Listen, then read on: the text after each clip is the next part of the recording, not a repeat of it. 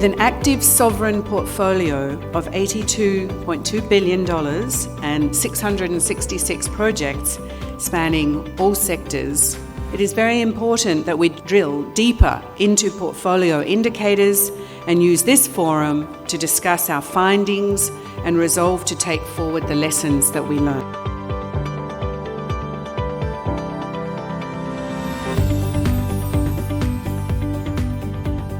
In a couple of years, maybe a decade and a half, we'll all be living in urban centers. The way forward must be to plan new cities properly, make them smarter, greener, more resilient, but at the same time also allow for existing cities to be renewed.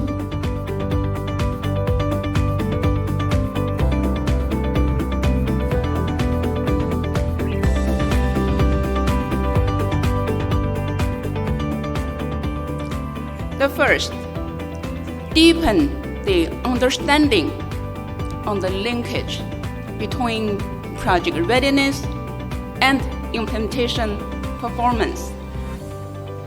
Second, enhance the knowledge on sector-specific challenges and the application of the countermeasures during project design and implementation. And the third, emphasize the importance of robust developing member country policies. A solid project design where planning and design are reverse engineered, which means we start with how the project is expected to be managed, maintained, and sustained, the elements and then process that support the end goal are then integrated in the project design at the beginning. Policy dialogue with countries. In ADB jargon, we call them country programming mission. This is, if done well, this is an opportunity, a venue for discussion. And I observe that even government looks at this as a way to get their line agencies together with them and look at how projects learn lessons from previous projects. Also try to see if there are things that can be improved. And from the ADB side, first of all, to listen and see how things can be done and change.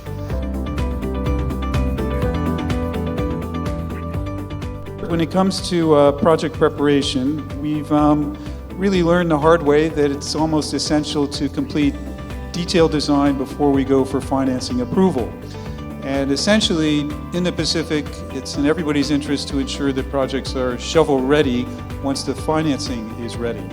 And again, we do have some new instruments and facilities here at ADB, and we've taken quite a bit of advantage of the new project readiness financing facility, which enables us to finance work through detailed design.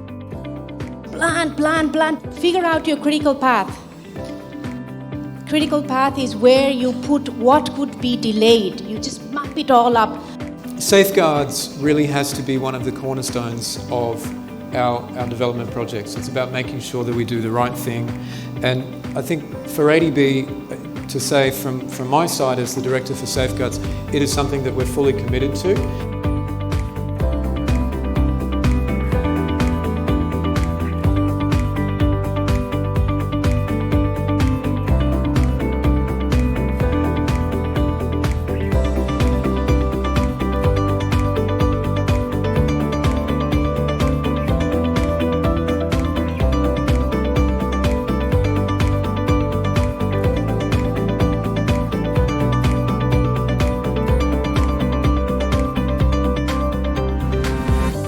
Why does ADB invest in gender equality? Because we're interested in development, as I just mentioned.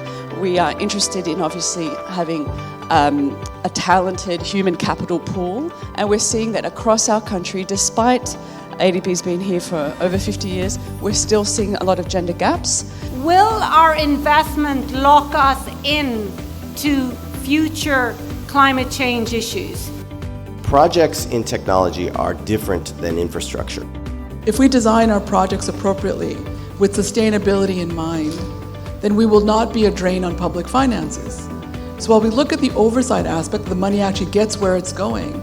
The other aspect of what we look at and what is our fiduciary responsibility is to ensure that we don't in turn develop projects or make investments that end up, once we leave, that are burden on the country itself.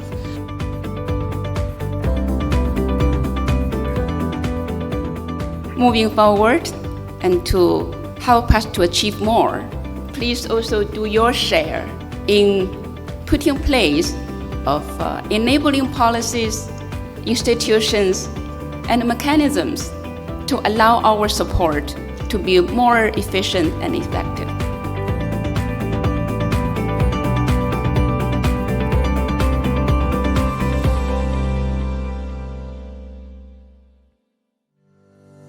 Now on its 6th year, the Forum on Successful Project Design and Implementation is happening fully virtual this year.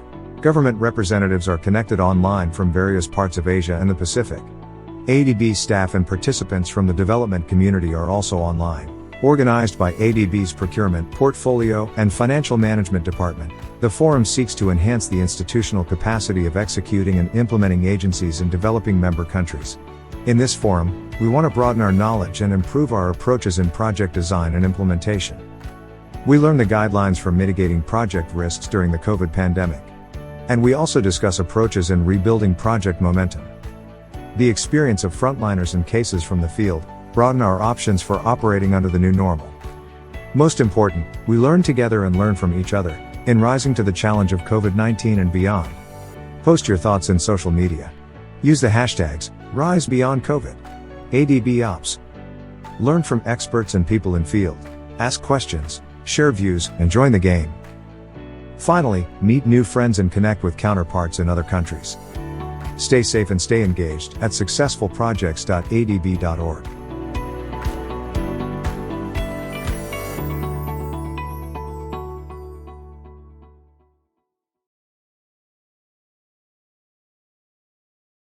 Welcome to the session, Strengthening Financial Management for Successful Project Outcomes. Our facilitator for this discussion is Maria Kaiserler, the Senior Financial Management Specialist of the Procurement, Portfolio and Financial Management Department. Ms. Kaiserler, over to you. Good morning, everyone. Welcome to our session on financial due diligence in ADB. It's very good to have you all here. Today, we are going to talk in this session about the financial due diligence in ADB operations. And we're going to have three speakers to tell us all the aspects of financial due diligence since the policy up until the arrangements and the procedures and all the information that you need to know when you're processing or implementing a project, an operation financed by ADB. So our speakers here will have Srinivasan Janardanam, who's going to talk us more at the financial due diligence at the policy level. We'll have Melissa Paterno, which is going to talk us more about how the processes and procedures are set at and give us some insight from a regional department. And then finally, we'll have Matthew Rees, who's going to give us the perspective of financial due diligence in a fragile country and a small country with the example of Papua New Guinea, where he's based now. So without further ado, we'll start with the session with Srinivasan. Just to give you a quick brief on his experience, Srini has more than 30 years of experience in financial management, in accounting. He is the principal financial management specialist in the Public Financial Management Department division in ADB, which is together with the Procurement, Portfolio and Financial Management Department. He is currently assigned to the South Asia Public Management Division. And prior to this, as a finance specialist, he led loan processing and project administration in a South Asia energy division. He's been working for ADB for more than 25 years now. And before this, he worked with USAID in India and various private sector organizations. He holds a graduate degree in commerce and is a fellow member of the Institute of Chartered Accountants of India and an associate member of the Institute of Cost Accounts in India. Good morning, Srini, and thank you for being here. And let's start with the financial due diligence in ADB. Thank you. Good morning. Yeah, thank you. Maria, can you just move to the next page? Yeah, the overarching principles in financial due diligence for the ADB sovereign projects are built around three concepts. The first concept is the development objective. Whether the investment that ADB is supporting will deliver the service objectives and will it deliver the services over the full economic life. Secondly, and this is related to the first question, will the project and the executing agency that is operating and delivering the services survive and remain sustainable for the entire economic life? And thirdly, again an interlinked question, how is the governance arrangement and can we ensure that all the public funds that are being used for this investment will be appropriately used for the right purposes? So these are the three questions all interlinked with each other that we seek to answer as part of financial due diligence. Next, please. Maria, next. Yes. The financial due diligence is governed by ADB's charter. Article 14 of ADB's charter provides the requirements for ADB to carry out financial due diligence. We need to ensure as part of the processing of every sovereign project that the borrower will be in a position to meet all their obligations under the loan, which includes financial covenants as well, that there are adequate arrangements in place to ensure that the loan proceeds are used only for the intended purposes with due attention to economy and efficiency. And finally, and this is something sometimes people are not very sure of, but it's a very important principle, ADB's last name is a bank. So we are a bank and we have to be sure that we are in a position to follow banking principles and ensure that the funds are conserved appropriately. I don't want to go too much into detail here, but there are reasons why ADB is AAA rated, and the AAA rating means that we maintain very high standard of asset quality and ensure the sound banking principles. Next, please. Financial management is present throughout the project cycle. If I may just walk you through the project cycle very briefly, the initial concept is of a country partnership strategy which ADB develops for every country with which it is working, typically for a 3 to 5 year period, which will identify the lending and non-lending support that ADB will provide to the country. Based on this country partnership strategy, we identify particular projects for processing, and the project is initially processed with sufficient financial due diligence to ensure that the funds can be used for the intended purposes and that the project is viable and sustainable. Then the project is implemented, during which time we monitor compliance with the financial covenants, the financial management action plan, and overall risks to financial sustainability and viability. At completion, there is an reassessment of the financial viability and sustainability of a project as well as financial management capacity. And this is followed by an evaluation. The independent evaluation of the project performance is designed to help future projects, and it follows into the feedback loop. So throughout this stage, there is an element or an undertone of financial due diligence and financial supervision that is performed to ensure the sustainability, viability, and governance. Next, please. The financial due diligence at the processing level has 5 major objectives. The first and foremost is that the cost estimate is reasonable, at which the project can be delivered, and that it is supported by a credible financing plan. Both should match each other.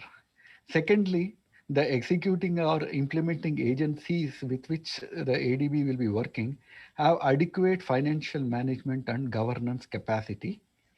And thirdly, that the project itself is financially viable. Fourthly, the project as well as the executing and implementing agency are sustainable in the medium term.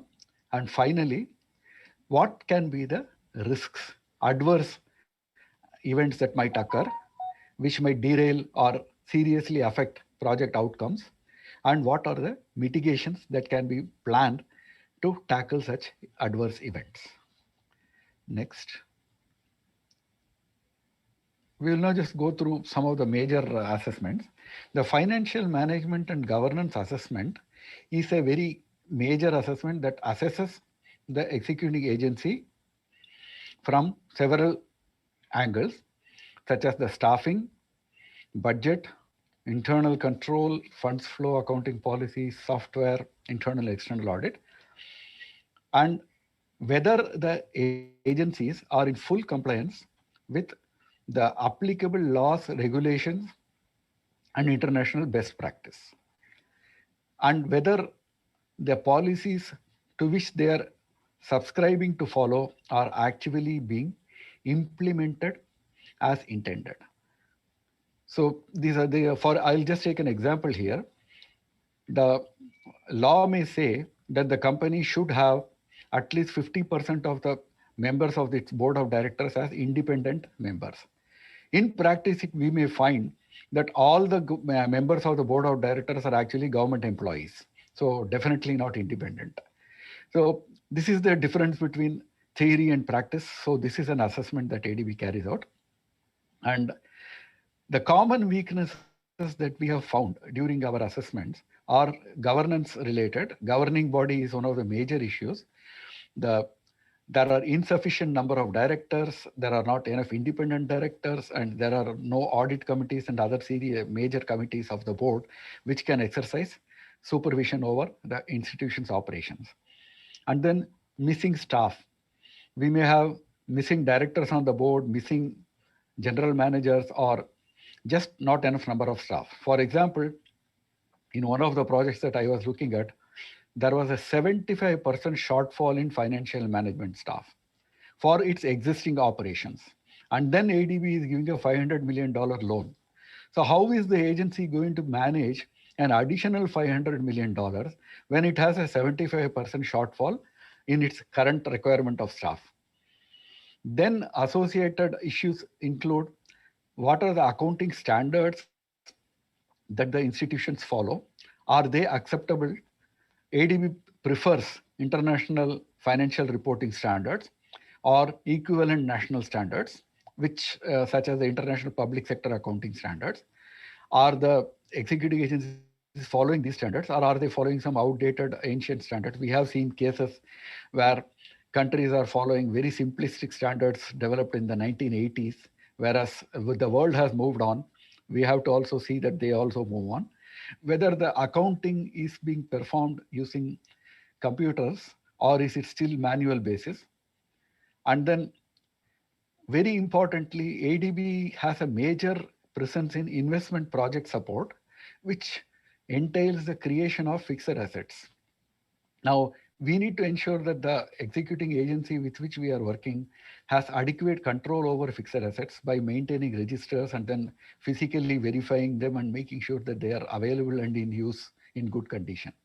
So these are some of the weaknesses that we have identified commonly across many countries and many projects. Next, please. Financial viability and sustainability. This is the overarching objective of every project. ADB's assessment always tries to answer some questions. the first question at the project level, is the project having adequate cash flows from its tariff revenues to finance the operations and maintenance and also debt service? If the answer to this question is yes, then we perform a financial internal rate of return calculation and then assess whether the project is financially viable. However, if the project's own revenues are not adequate, which is very common in many of the sectors that ADB operates, then to what extent does the project need additional subsidies externally from the government in order to at least operate and maintain the services, with the government picking up the debt service? This is the second tier of assessment. And then the third level of assessment is at the executing agency level. The project itself may be financially viable, but because of many reasons, the executing agency may be in financial trouble. We have cases where the entire net worth of a water utility has been completely wiped out for the last 5 years. So the utility has got negative equity, and then it is surviving purely on borrowed capital.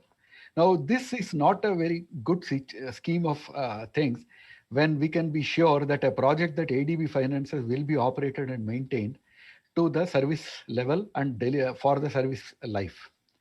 So how can we fix the entity's financial problems? The focus of ADB is to ensure that the project itself is financially viable, and if it is not, adequate alternative arrangements can be made to ensure that the project has got adequate funding, at least for operations and maintenance, and that the executing agency must be financially viable in the medium term. Thank you. Next, please. Then, as part of the outcome of the financial due diligence, after various weaknesses and mitigations have been identified, we develop a financial management action plan. The financial management action plan is time bound. It has got specific due dates by which any action has to be completed, and it identifies what are the resources required and who will do the task. If there are very important actions, they are also incorporated into legal agreements. There may be some agreements, for example, that the board of directors of the company with which we are working should be fully staffed. So this is such an important condition that we may want to make it a condition for effectiveness or a condition precedent to disbursement, in which case no disbursement from the ADB loan can occur until this condition is satisfied. Otherwise, there may be standalone time-bound covenants in the legal agreements which have their own dates for compliance. And then there are other covenants, for example, maintaining a debt to equity ratio or a debt to service coverage ratio, which will be linked to the audited annual financial statements. So depending upon the seriousness of the weakness identified, a financial management action may either appear in the legal covenants or it may just remain in the financial management action plan. In either case, there will be a time-bound and resourced action plan. Next, please. During implementation, that is financial supervision, ADB looks at several aspects of it. The first and foremost is the timely implementation of the financial management action plan and compliance with the financial covenants. Then regular compliance with financial reporting requirements, both for the project and for the entity. This may involve quarterly progress reports or even more frequent reports depending upon the nature of the issues identified. Then, as part of the due diligence, we have identified various risks, the adverse events that might occur. So during implementation, we have to monitor for occurrence of such risks, and if the risks do occur, then to trigger the mitigation so that the impact can be minimized. And then every time financial reports are received, they need to be reviewed by ADB, and any issues of concern identified for discussion and dialogue with the executing agency and sometimes with the government. For example, if the executing agency is found to be making persistent losses, then discussing it again with the agency may be useless because the problem may be that there is not enough tariff. So then we have to go to the government and then discuss how we can improve the tariff and therefore improve the profitability of the executing agency. Then we come to the next topic, which is ADB's internal financial management risk rating. Next slide, please. The ADB has a project performance rating structure which assesses every project under implementation in the portfolio in terms of 5 parameters: achievement of contract award targets, disbursement targets, accomplishing the output targets, financial management, and compliance with safeguards. The financial management risk rating is used by ADB to ensure that we assign enough resources, both in terms of staff and supervision, during implementation to manage the potential risks. The parameters we look at for this purpose are quality and timely submission of audited project and entity financial statements, compliance with financial covenants and the audit opinions, findings in the management letter which identify internal control weaknesses, and additional opinion on the use of loan proceeds and compliance with financial covenants. Thank you. Next, please. This is the most recent issue. As a consequence of COVID-19, there have been serious difficulties in ADB carrying out financial due diligence in the way that we normally would do because of the border closures and almost total prohibition on mobility. We have not been able to go to the field and meet with our borrowers and executing agencies and look at documentation. So this increases the initial risk that ADB may not have adequate information.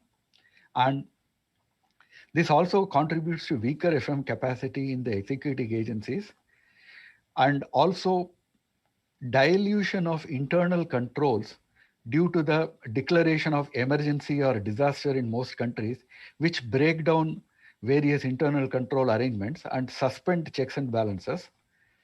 And these are certain elements which contribute to heightened financial management and financial survival risks.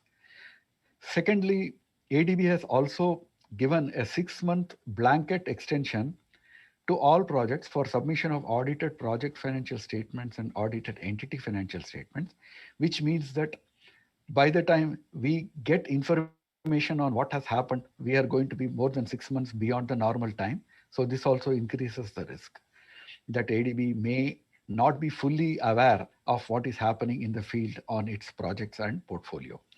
Finally, we have tailored our approach to financial due diligence during the COVID-19 times, which may persist maybe for another year at a time. The first is the financial management assessment to ensure that the executing agency is capable of managing the funds prudently must be completed prior to project approval. This cannot be postponed. Secondly, financial analysis and evaluation to assess the sustainability of the investment may be postponed a little bit, but in any case, they must be completed before a final commitment to invest is taken, which is basically before any major contract award should happen. This financial analysis and evaluation should be completed. And considering the various mobility restrictions and border closures, it is very important that all executing agencies take extra measures to preserve original supporting documents which might otherwise get lost for future review, audit, or inspection. I think that concludes my presentation. I'll stop here. And of course, I'll stay online to take any questions later on. Thank you. Thank you, Srini. Thank you for your presentation and for presenting us the ADB FM, the financial due diligence policy and requirements, especially in the project cycle, explaining that it comes with, on the processing, with 4 major assessments, and also explaining to us what was the criteria now in COVID-19 situation, some of the flexibilities that were introduced by ADB to the borrowers. We now are going to, we opened beautifully for the presentation of Melissa Paterno. Melissa, she's going to talk to us about some of the tools and some of the procedures that have been used by her team and by her when conducting processing and implementation support to ADB projects and operations. Melissa Paterno, she's the Principal Financial Management Specialist in ADB Southeast Asia Department. She has more than 15 years of experience in sovereign and non-sovereign operations in ADB, including as Senior Institutional Coordination Specialist in the Pacific Department, Senior Financial Specialist with the Southeast Asia Department, and Investment Specialist in the Private Sector Operations Department. Before joining ADB, Mrs. Paterno was with ABN AMRO, the previous, before named Barings Bank, in New York, and Citibank. She has a master's degree in business administration from Wharton Business School, University of Pennsylvania, and a bachelor degrees in business administration and accountancy from the University of the Philippines. She also has a CPA license from the Philippines. So I'll give the voice to Melissa, but before this, please, if you have any questions to ask the panel, please do so. There is the checkbox, there is the app. Use that because we'll have 40 minutes of Q&A and for discussion after the presentations. Thank you. Melissa, please. Thanks, Maria. Good morning, everyone. Happy to be on this panel to share information on the work I do as an FM specialist in CERD and how the work has been affected by the current pandemic. Maria, can we go to the slide now? So our role as FM specialists in the RDs is to help ensure there is sound governance arrangements that are in place and that projects we finance are sustainable financially, so that the project outputs and benefits are achieved. This has been discussed to a certain extent by Srini, so let me walk through it fairly quickly. During project processing, our main responsibility is to conduct the financial due diligence. This involves evaluating implementing agencies' existing FM systems so we can identify what processes need to be customized to meet ADB's requirements and to design appropriate FM arrangements unique to the project. This also allows us to identify action plans. We call these FM action plans to mitigate against any identified FM risks.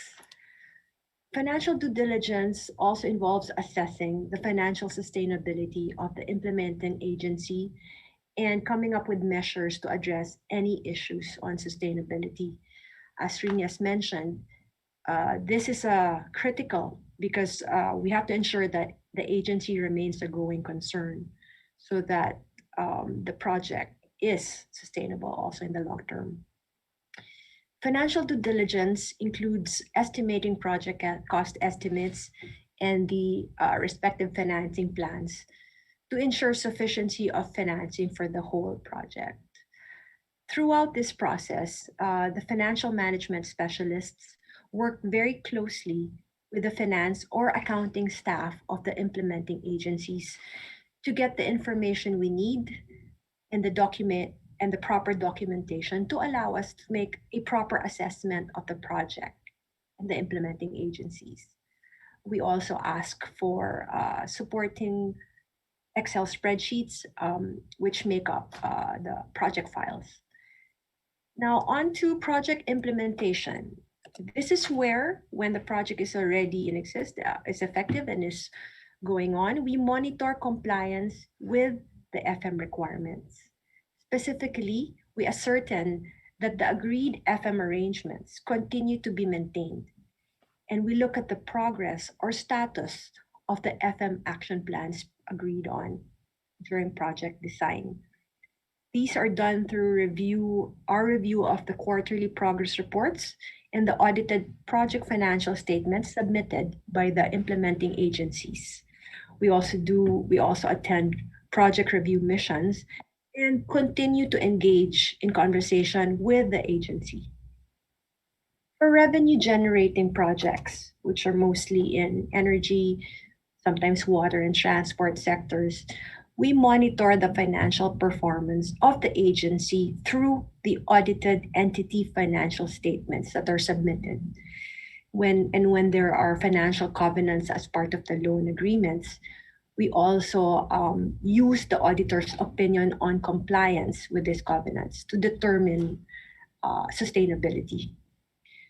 When necessary, during project implementation, we also seek to provide support to the agencies in improving their FM capacity and systems. But I'll talk about that in more detail later on. Maria, can you move to the next slide?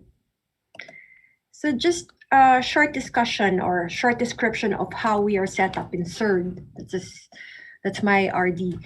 We, the financial management team in CERD, is responsible for overseeing and executing the FM function within our department. In CERD's case, each sector and DMC has a dedicated FM focal staff and a backup, which ensures resiliency and continuity in the work we do. We are part of the project teams for both project processing and implementation. So this consolidated structure allows our team to acquire and build on sector and DMC knowledge while providing comprehensive and dedicated FM project support to our clients and to the ADB project teams. Next, please. So in these times, as Srini mentioned, when we are unable to travel and health considerations are top of mind, we have had to adopt new tools and processes in the way we do business to allow us to continue to engage and remain responsive to the needs of our clients. Remote financial due diligence is how we've been conducting our work for close to 8 months already. Remote financial due diligence, you can define it as the process of examining data or information by gathering electronic evidence and interacting with our clients without the need to be physically present. How do we conduct financial due diligence?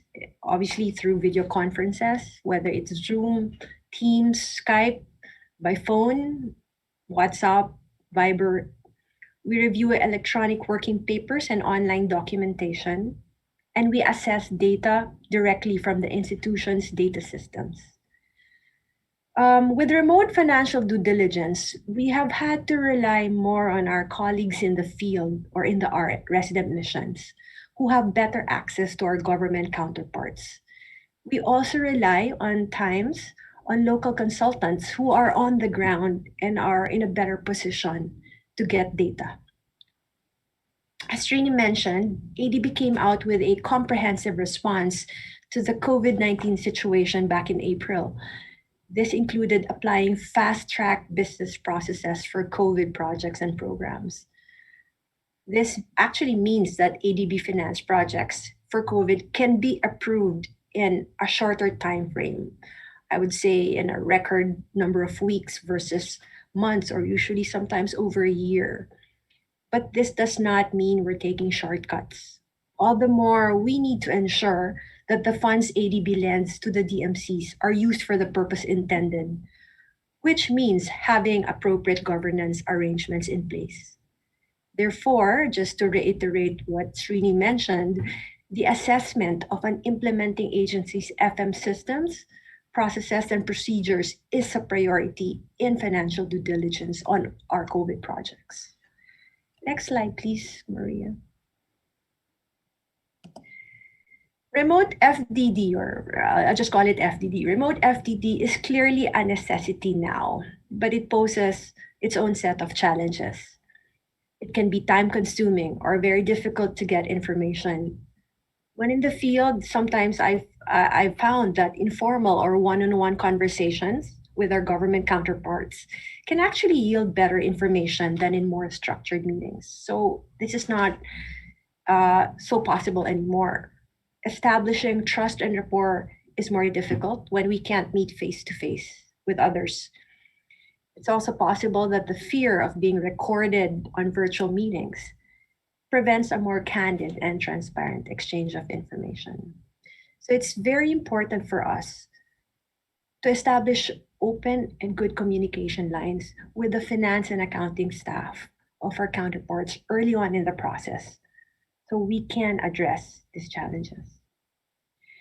The lack of nonverbal or visual clues, which we normally rely on for face-to-face meetings, can also lead to misunderstandings or misinterpretation.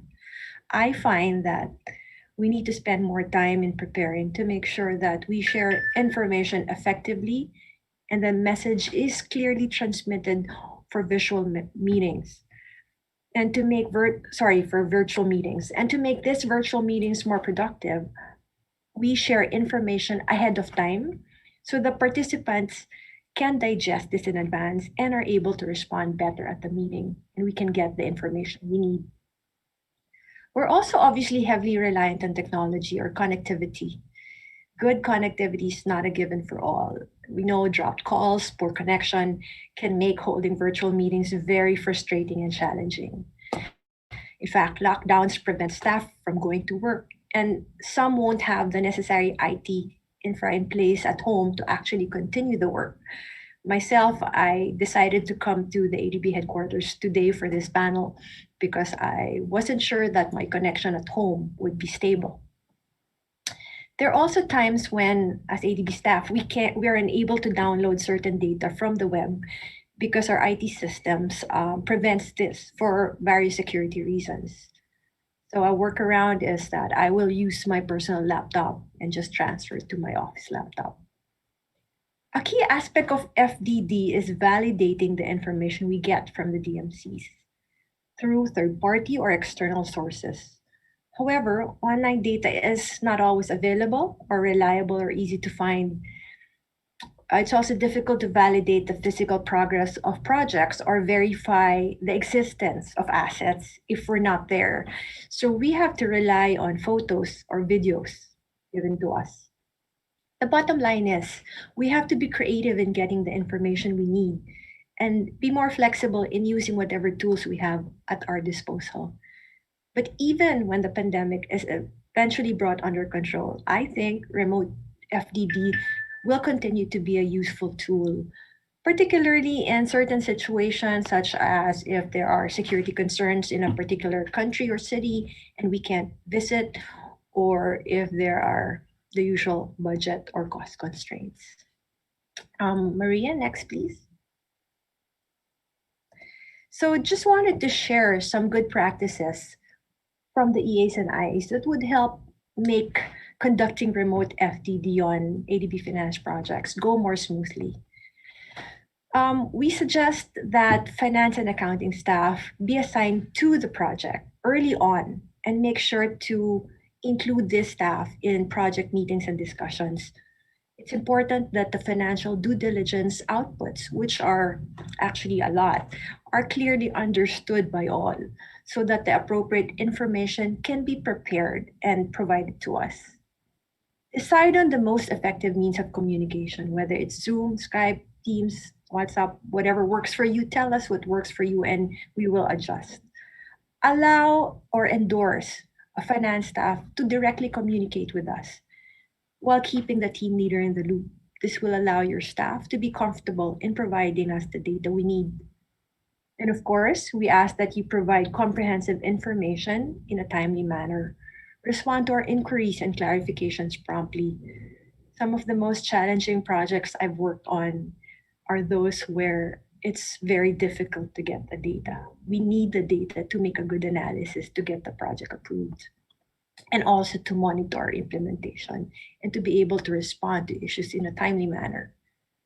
Last but not the least, establish an FM monitoring system for the project and submit all the financial information we need on a timely basis, and consult with us whenever issues arise. Next page, please, Maria. So, as I mentioned, during implementation or also during project preparation, ADB's mandate includes providing support in strengthening the EAs and the IAs FM systems capacity. And ADB has several tools to do this. One is the TRTA, or Transaction Technical Assistance. It's used to benefit the project through project preparation, implementation support, or policy advice. As an example, CERD now has a regional TRTA that is helping to strengthen CERD DMC's capacity and practices on FM procurement and project readiness, which, as we all know, translates to better project implementation. So far, the FM initiatives financed under this TA include the preparation of a governance risk assessment on one of the DMC's public financial management system, which will help and inform the preparation of that country partnership strategy. Another FM initiative under this TA is the provision of support to another DMCs, to the EAs and IAs of another DMCs, as they prepare their audited project financial statements and audited entity financial statements. Other initiatives under this TA to improve FM capacity are being discussed with the governments and are in the pipeline. The other TA is KSTA, or the Knowledge and Support TA, which is used for general institutional capacity building. And a relevant example of a KSTA is CERD's PACERS TA. PACERS means Policy Advice for COVID-19 Economic Recovery in Southeast Asia. This particular TA will help CERD DMCs that have received COVID-19 loans and ADB to monitor the implementation of these loans. The TA will also help in formulating and implementing recovery strategies and policies to help the DMCs bounce back to their pre-COVID-19 economic levels. Now, the PRF, the Project Readiness Financing Loan, it's a loan modality that can be used to finance project preparation and design activities for investments that we expect to finance under a future or an ensuing ADB project.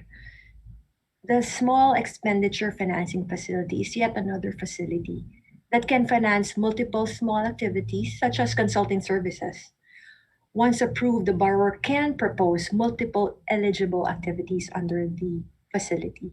Both the PRF and SEF can finance consulting services for FM capacity building to prepare ADB projects where capacity is weak, among other services. SEF is more flexible as it allows for a wider range of expenditures, but requires strong administrative capacity on the DMC's part. So it depends whether you will want to use PRF or SEF. Lastly, we have capacity building components that can be incorporated in individual projects. For example, if during due diligence it's assessed that an implementing agency has limited capacity in financial reporting, we can have a component in the loan that can be used to finance, for example, a purchase of accounting software or systems to improve financial reporting capacity.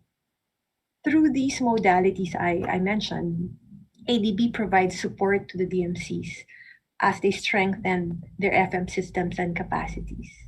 As it strengthens the FM system and capacity of its agencies.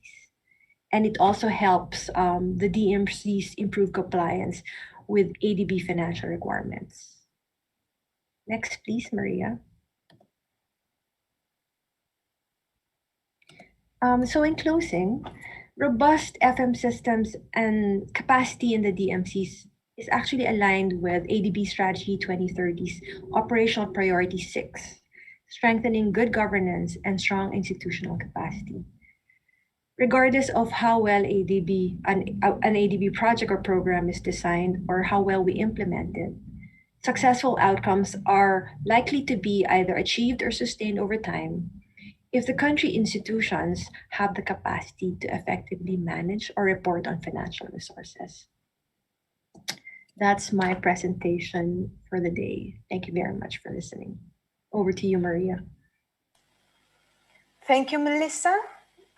This was a very good presentation explaining us in more detail how things happen during the processing and during the implementation. I particularly appreciated the part of the remote due diligence and the challenges that ADB staff and also the borrowers, our EAs, RA staff are facing nowadays with COVID-19 and the lockdown. It is interesting to know that it's not only on the aspects of risk and identifying all the issues, but also there is ways of supporting these EAs, RAs to better strengthen their systems and to strengthen the governance and to be able to also deliver better outputs in a sustainable manner. Our next session will complement and explain what happens usually at the country office. We have Matt Rees that's going to make us a presentation on the financial due diligence in a fragile environment in a country office, especially now that is more challenging when we are in COVID-19 situation. Matt Rees, he's the financial management specialist in ADB's Papua New Guinea resident mission. He's a financial professional with more than 16 years of experience, 10 of which are in developing member countries of ADB. As a member of Chartered Accountants Australia and New Zealand, as well as a CPA in Papua New Guinea, he brings a best practice accounting approach to solving challenges in the developing market context. Having worked extensively in the commercial and development sectors, Mr. Rees brings a solutions-based approach in delivering successful projects in PNG. I alert you again, if you have questions, please do put them in the system, in the chat box, and we'll be happy to talk a little bit more and provide more detail, either policy, more process RDs, regional departments, or more at the country office after we hear Mr. Rees talking. Matt, please. Thank you. Thanks very much, Maria. Good afternoon, everyone, from sunny Melbourne here, dialing in from wherever you may be.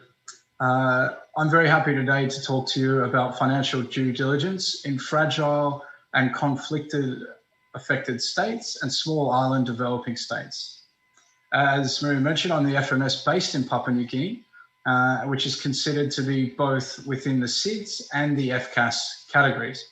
And I'll be drawing on that experience on the ground in PNG and sharing with you some of the challenges we've faced and the methods we've used to manage those risks and how that applies more broadly to the FCAS and SIDS DMCs. Next slide. Now, for those of you that know PNG, it's the country east of the island of New Guinea, sitting north of Australia, and with a population of around 9 million and a landmass almost twice the size of the UK. So it's not generally what we think about when we think about a small island state. However, given the relative security concerns, the potential for tribal conflict, and the vulnerability within the economy, PNG is considered an FCAS country. Now, its position within the Pacific and the remoteness of some of the 600 islands means that whilst it is a large country, we deal with many of the common issues faced by our neighbours in the Pacific, the Maldives, and as such, we are a SIDS country. So when we look at all those challenges, next slide, Maria. Now, as we go and we look at all those challenges faced in this context, it's important to recognise that all these countries are not homogenous. So whilst there is a common thread on some of these challenges through, they are going to be different to country. And even within the SIDS breakdown, there are 3 distinct categories. So first of all, we're looking at governance. And now what we see in times of conflict and crisis or a natural disaster, as Sri mentioned, it's a heightened risk and the government's dealing with more immediate challenges. So the priorities for the government may not be as focused on the overarching controls on FM environment as they might ordinarily be.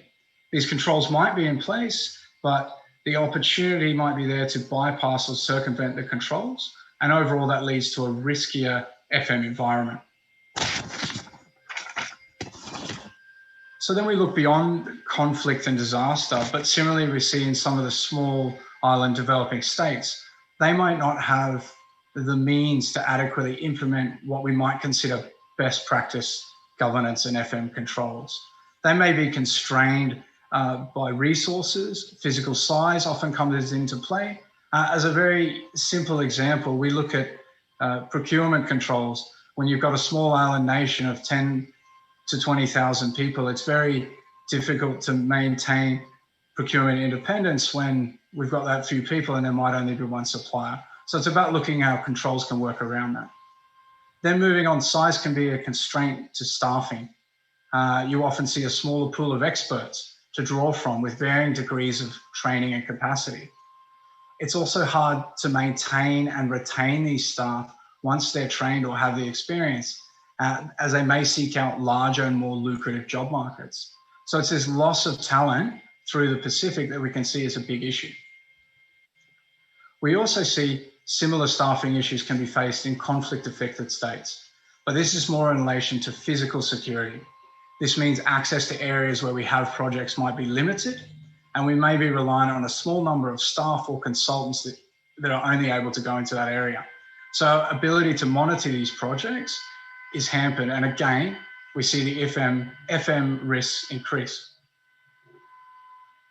We then look at how remoteness and security across both categories has shown to present a problem for both fixed asset monitoring and accountability on project assets. SIDS also make up 15 of the 40 countries eligible to receive grants from ADB, and we generally see a drop in the financial accountability between that of loan and grant funding.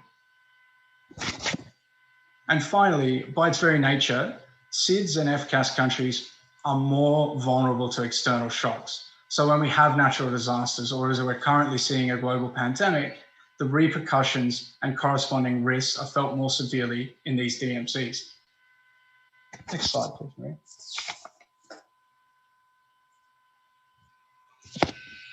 So with all of that considered, we've recognized that, there are a lot of risks to take up there, but we are ADB, we're a development bank, and we wouldn't be performing our role if we weren't working in these countries.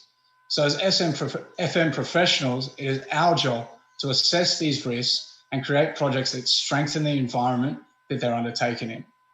I will now step through some of these challenges we face and what can be done to mitigate the risks.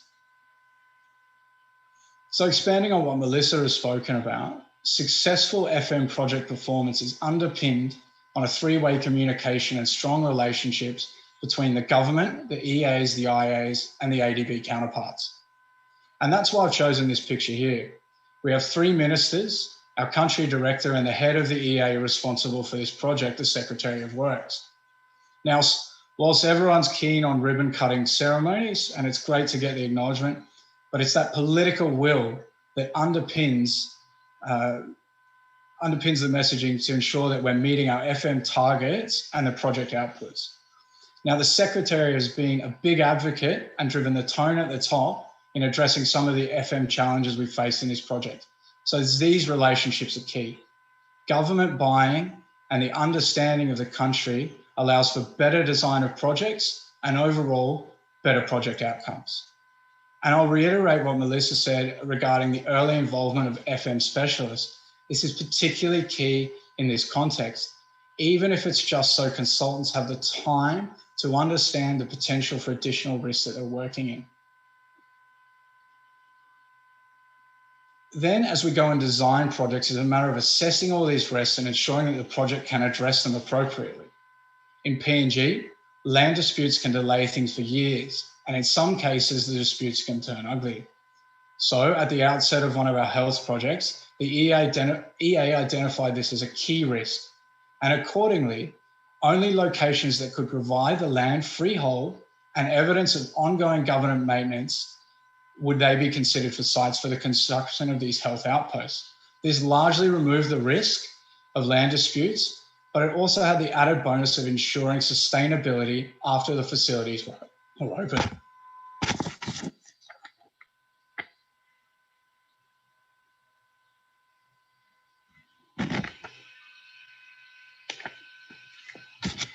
Similarly, recognizing upfront the capacity gaps in FM is critical, and creating a plan over the life of the project to address those staffing gaps is probably the most important and lasting impact of FM. ADB has many tools to do this: additional resourcing, staffing, ongoing consultant training and maintenance, all to ensure that the FM capacity of the EAs and the projects is strengthened throughout the life. Next slide, please. Okay, so we're moving on to the financial due diligence. And I'll just highlight that ADB's PPFM is not about rejecting or making projects harder. It's in fact the opposite. We're seeking out an honest assessment of the viability and the FM environment so we can make the project function and work better. It's shifting that mindset and creating a more collaborative approach with EAs when performing these assessments. It's immensely valuable.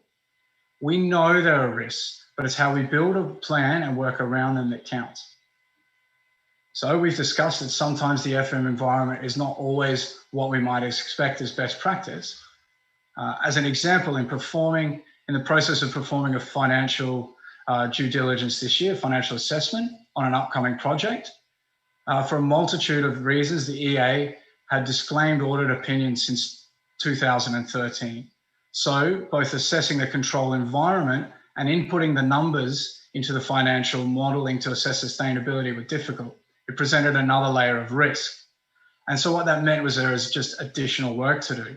And what we did with the EA is perform alternative procedures to gain greater comfort over the numbers. And we worked with the EM of Finance and Board to develop a roadmap to address all the controls issues and the deficiencies across key management cycles. Now, as Srini mentioned, this was a detailed plan, 20 more months with time-bound actions that the EA is now holden to. And one of those actions was also covenant action around debt and receivables to ensure that this entity had the cash flow to keep going and perform operations as it should. So whilst unfortunately COVID has pushed back the start date of this project, we've already seen the FM action plan go to work. We've seen better accountability, and they would be meeting their covenant targets as we're looking at them now. So it's been a really positive result.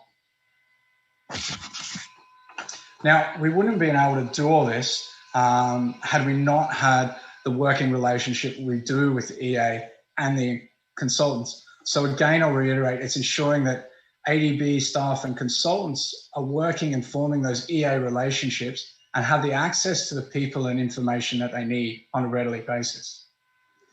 I am aware, and touching on Melissa's points and Srini's points around how challenging this can be in COVID times. And I guess this might be a really simple point, but there seems to be a tendency, and people in different time zones, to be sending out bulk emails at all hours.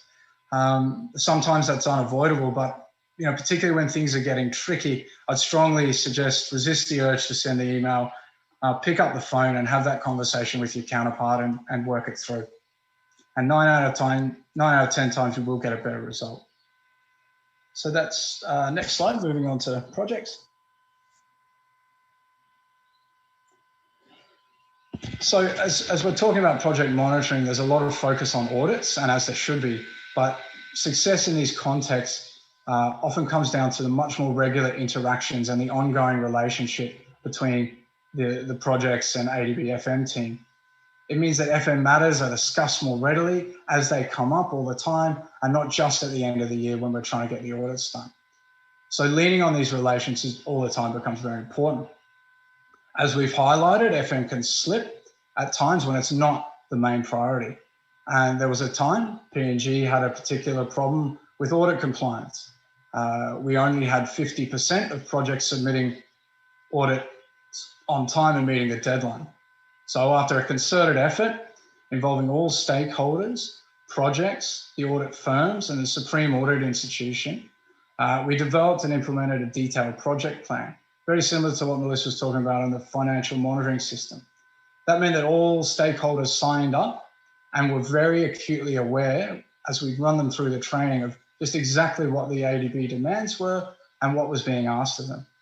Now, this forum has become really valuable, and we've been able to lean on it many times, talking through the use of loan proceeds opinion, talking with the auditors and the EA and explaining the importance and demands of assessing fixed assets and ensuring we've got that coverage through the auditors has been really valuable.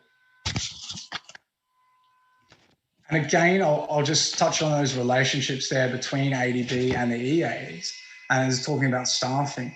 And it's that ongoing relationship where we're able to monitor exactly how the capacity building is going within these project institutions. It allows ADB to respond really quickly when there are gaps, when we do lose talent.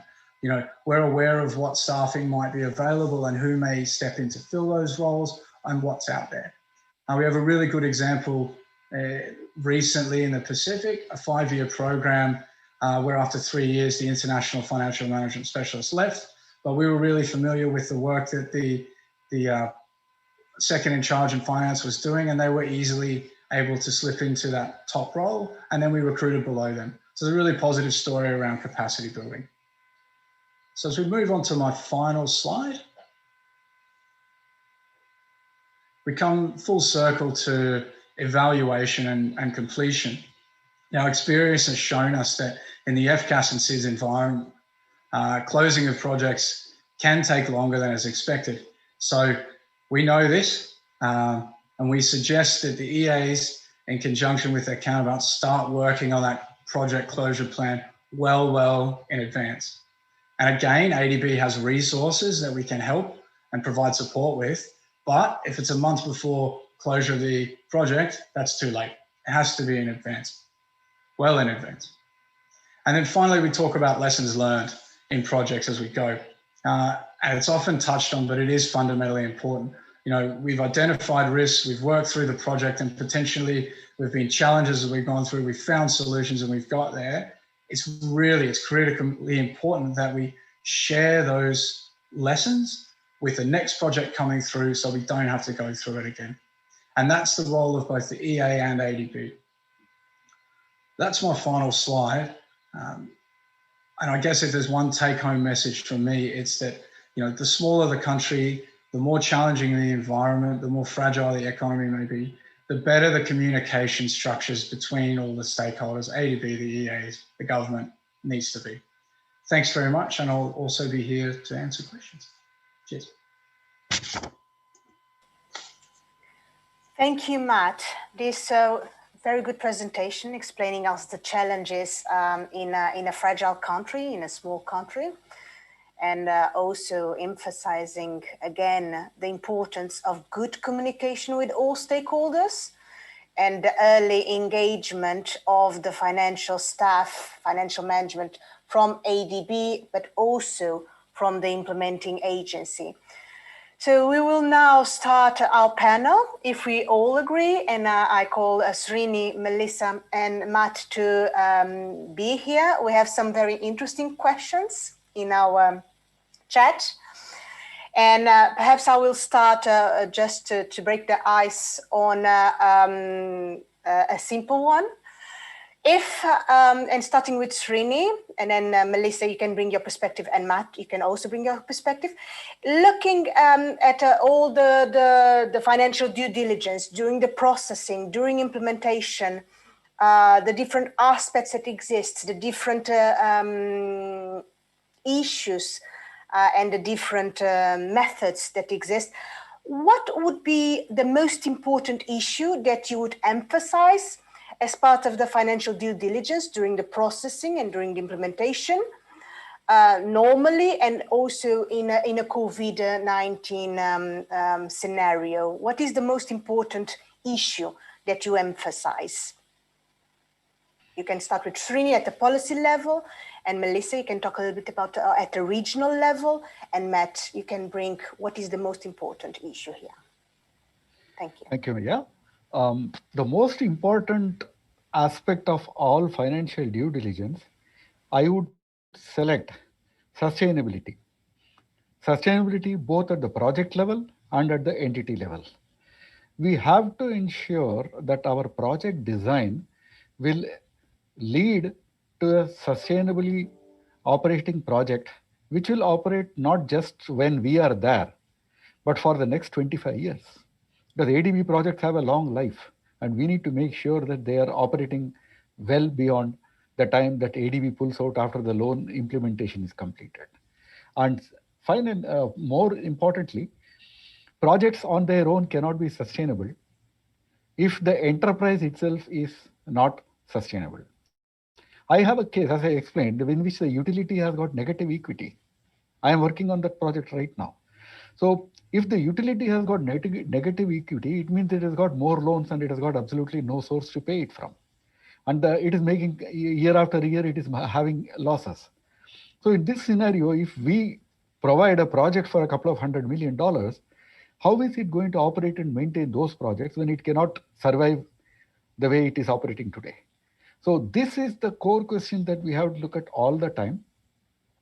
And we have to design remedial measures to tackle this. For example, this utility that you used has accounts receivable, which is more than 2 years of invoicing. That means that if it bills a client today in November 2020, it may hope to get the money after 2022. Now, it is in the water sector. So usually one expects that the payment should be made within 1 month. Here you are after 24 months, maybe it will get the money, maybe it won't get the money. And it cannot cut off water supply, it is an essential service. So there are political compulsions, it has to continue delivering that. So what can we do? So we need to really think very carefully about sustainability when we are designing a project. I'll stop here and then hand it over to my other colleagues.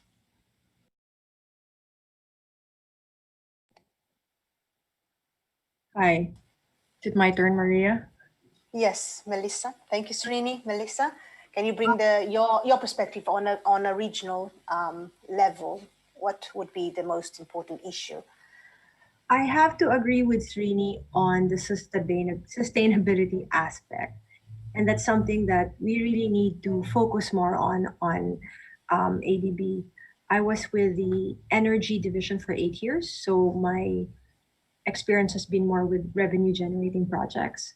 And really, I can say that this was the biggest issue for our projects and our EAs and IAs. So how it's difficult. There's no easy solution to this. If we're talking about, for example, energy, tariff is such an important component of a project, and for the EAs, IAs, it's actually beyond them. They can only collect tariffs that are approved by the government.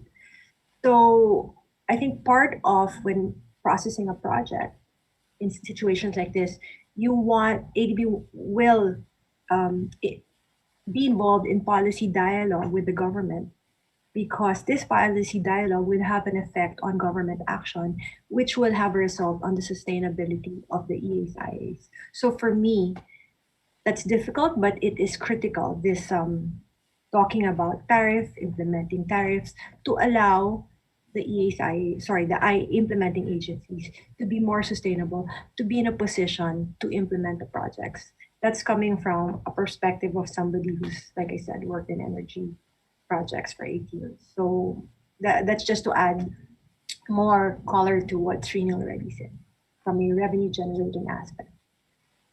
That's it.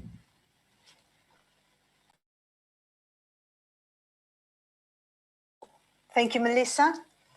Matt, from a country perspective, in a fragile country, what is the most important issue that you feel to you and to your country? Yeah, I'd really agree with what both Srini and Melissa have said. It's of critical importance that we look at how the projects are going to be sustainable. But to what Melissa was touching on, it's that policy dialogue with government. I mean, it's fantastic we can design a beautiful project, but without that government buy-in, particularly we're talking about tariffs or even government debt, making sure that these entities are sustainable on their own and can stand on their own 2 feet is really important. And if that does come to engaging across multiple levels, then you have to do that. And we're looking 10 years down the track, not just a 5-year life cycle. But yeah, really important. Thank you. Thank you. And this one comes also from a fragile country perspective. Do you think in some cases, maybe more often in fragile countries, have a vested interest to misguide the financial management and financial due diligence during design and implementation phases of the projects? Do you think that data availability and transparency is usually or sometimes downplayed during the due diligence? And what's the way out of that, keeping the project out of that vicious cycle? Matt, you can start with you trying to answer this question. Okay. Do you think that... yeah, thanks. Thank you.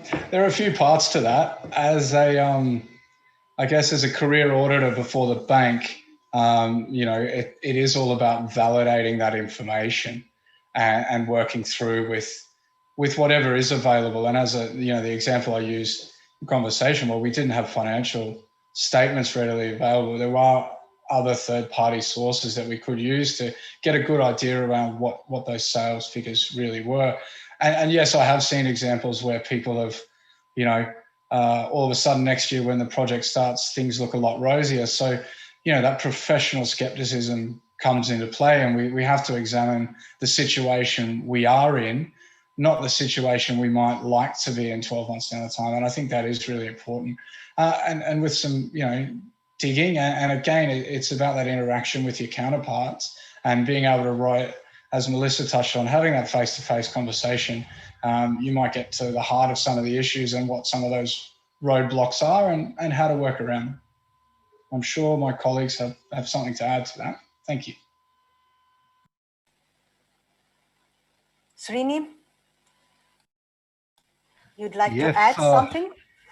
Yeah, I think I entirely agree with what Matt was saying.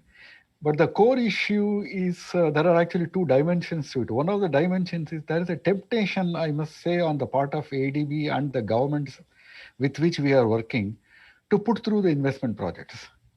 So there is a continuous demand on the population to have better services. So as a consequence, it is possible that some of the key problems that are already on the table are ignored or kicked down the road. And then we go ahead with the investment projects.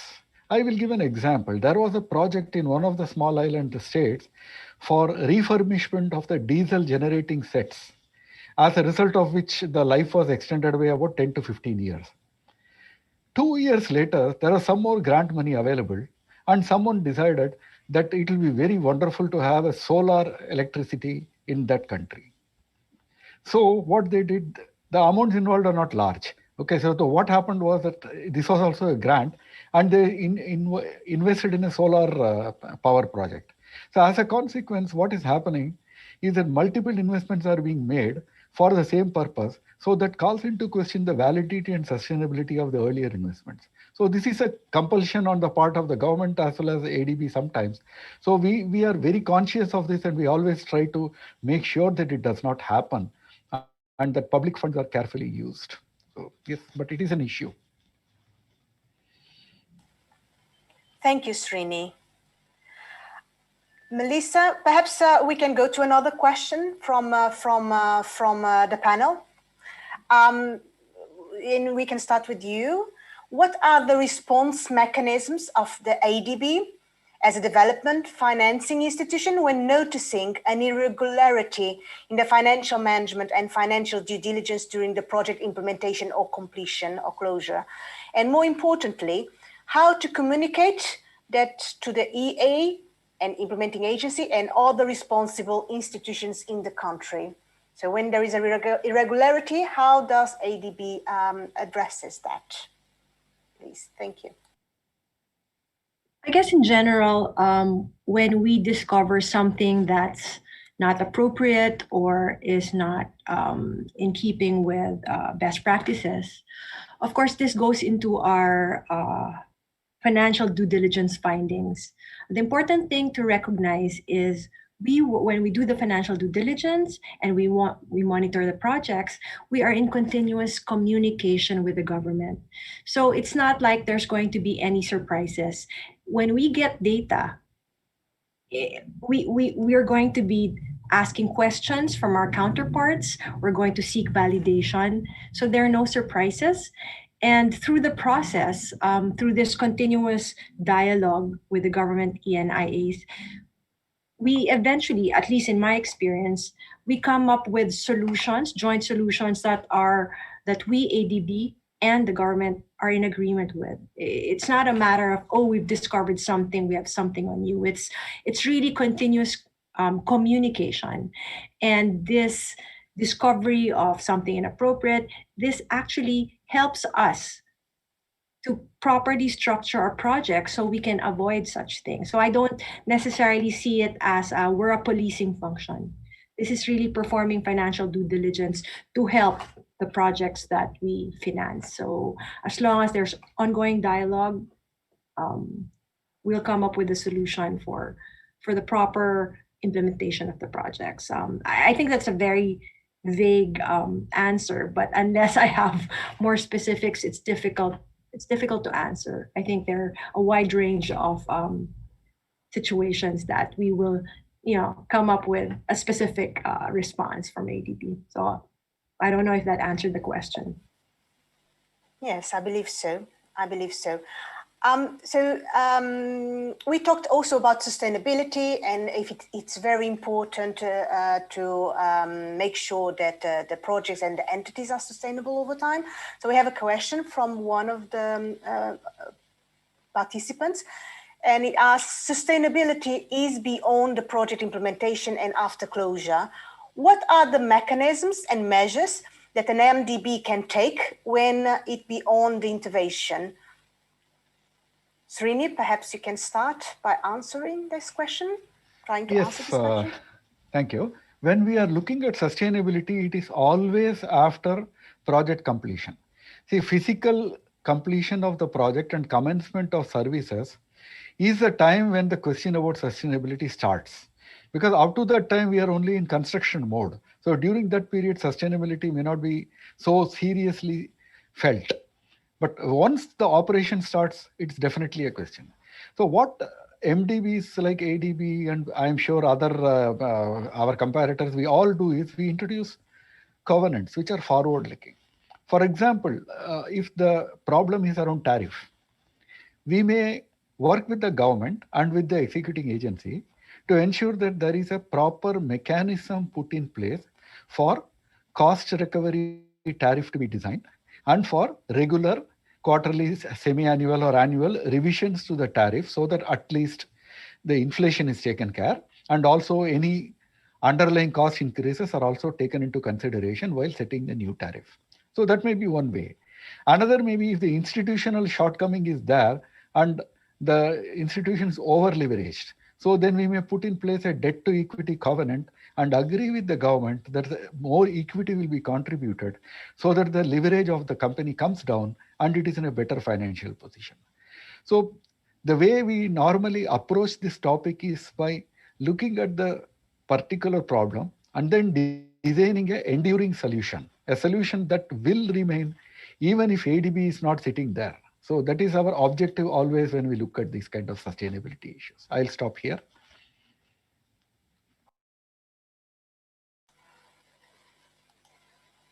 Thank you, Srini. Then I have one, perhaps for Matt, as you are there in the country office and you face these issues more often. How can ADB mitigate the risk of frequent changing personnel at the borrower's end, resulting in loss of knowledge and capacity built during project design and implementation? Matt? Yeah, no, and as we touched on, that is a really big problem in some of the places we operate. And, as I touched on in my presentation, there are many ways that we can look to address that.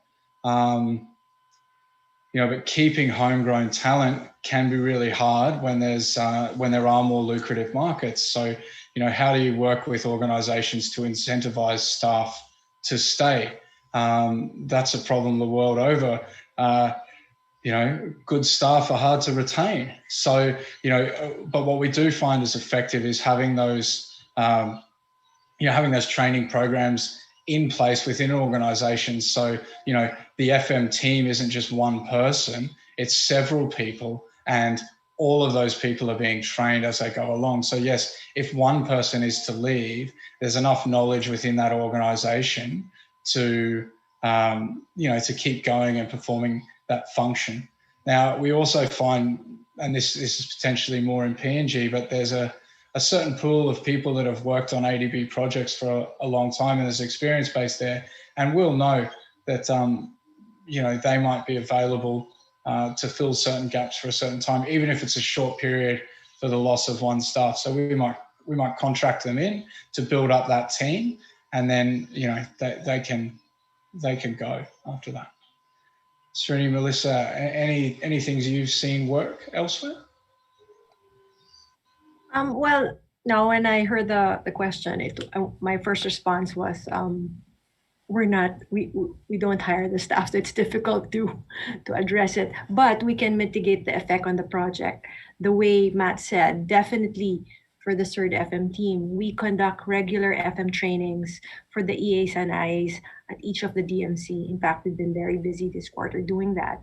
And we do this not just once a year, we do this regularly, whether at the country level or for individual implementing agency. So ADB can really help by ensuring that we educate or we inform the staff involved on how things should be done for the projects.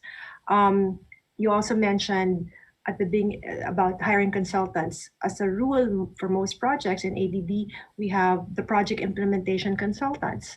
We can hire consultants at the beginning of the project to also train the staff. So if the staff from the EAIs are new, they will have all these sources of information, and that doesn't change the fact that there's change in staff, but at least we're ensuring that there's continuous knowledge sharing and continuous capacity building for new or old staff. I think that's the most we can do from our end. Thank you.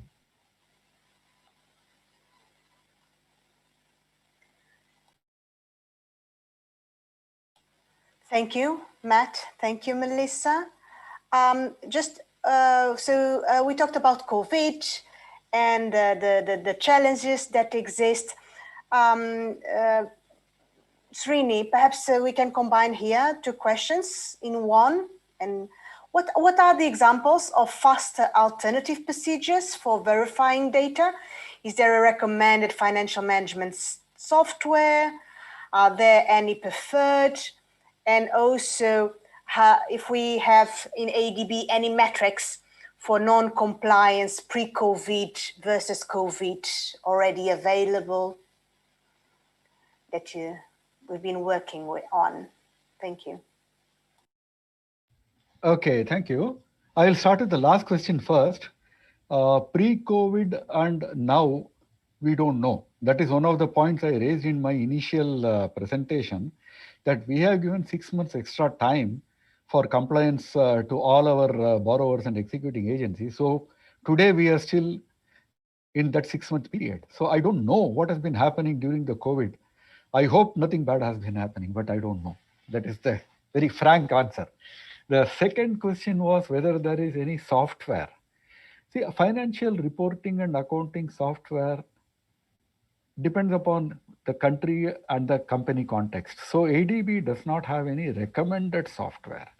See, if we are dealing with countries tend to develop their own custom-built software to manage public financial management and accounting. If you look at particular companies, it is the same thing. They tend to customize their software. There are, maybe in small island kind of scenarios, there may be readily available market software which can be used. But then it depends upon the region. If you go to the Central Asian region, there is some software that is very popular. But if you go down to South Asia, it may not be the same. So ADB does not recommend any particular software. And we support all kinds of software because all software comes with training and we can always buy and train. The third question was on what are the quicker methods of alternative validation. Validation of data is the most difficult part, and I am actually right now also working on a project where this is proving to be quite a difficulty. Because validation means I know the theory, but I want to check whether it is actually happening in practice. So in order to verify that, I do have to see the document. For example, if the financial reporting says that they are able to monitor all advances are settled within 3 months. Now, this is the principle. Now, I want to see the report for the last 2 years to see whether all advances have actually been settled within 3 months or whether there are advances that are outstanding for more than 2 years. I don't know. So, unfortunately, there is no silver bullet or anything like that for this. It is donkey work, and I have to go through the paperwork to see how the validation can be accepted. So the only thing we can do is, instead of asking for physical documentation to be given to us, we can ask for scanned copies, and then we can look through the scanned copies to see what is happening. But this comes with the added risk that I may get only the most beautiful part of the documents, and the ugly, dirty part where there is non-compliance may be hidden from me. So this is the risk that ADB encounters when we go for virtual means of processing. But it is a risk that we have to take, considering that there is no alternative for the next 1 year, perhaps. I'll stop here.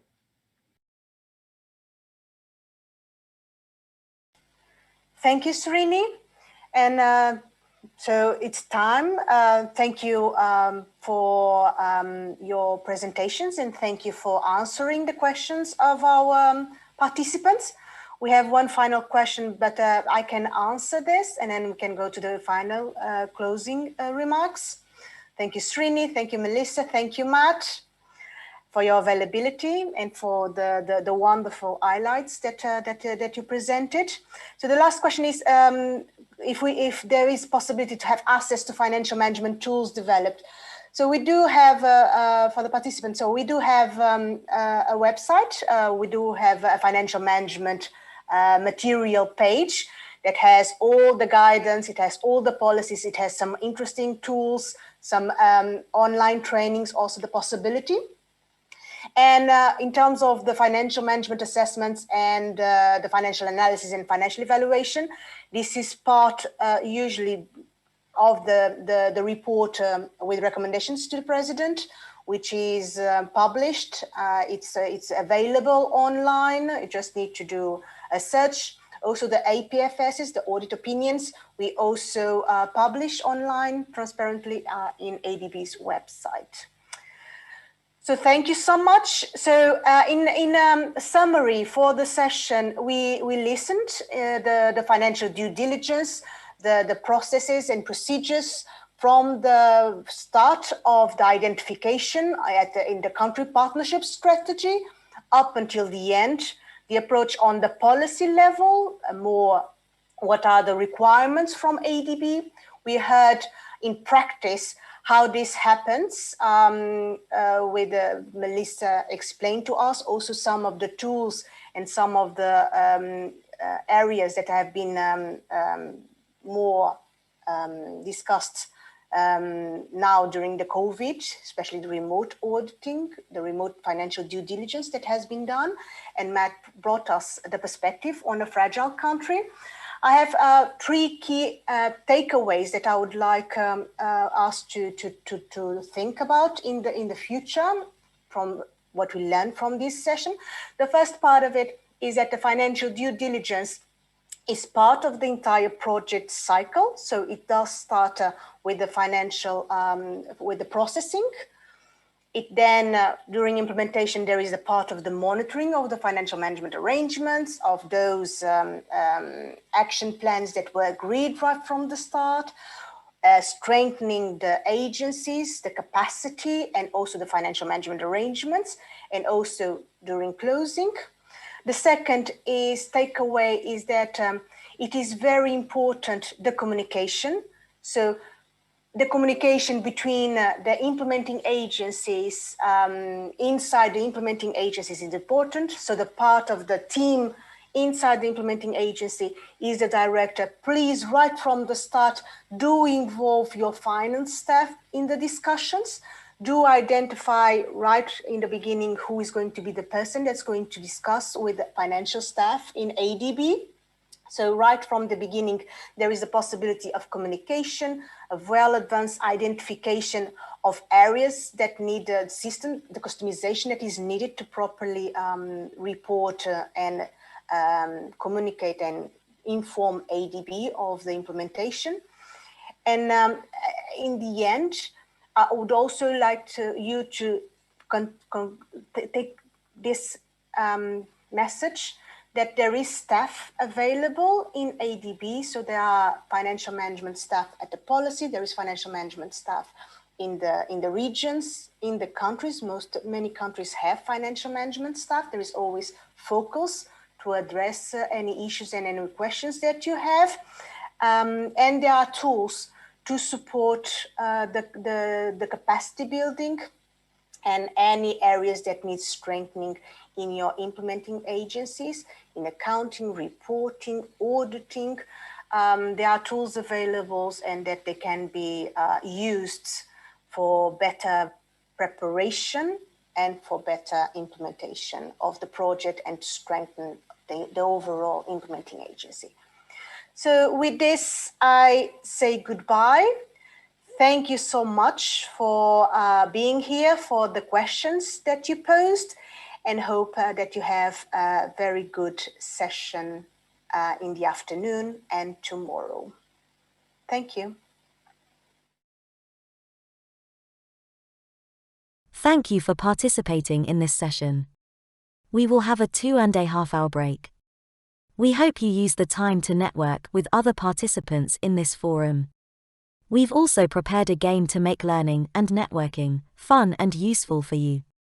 Go to the Games and Quizzes page to access it. And don't forget to post your key takeaways from this forum in social media using the hashtag #RiseBeyondCovid. See you back online at 2:30.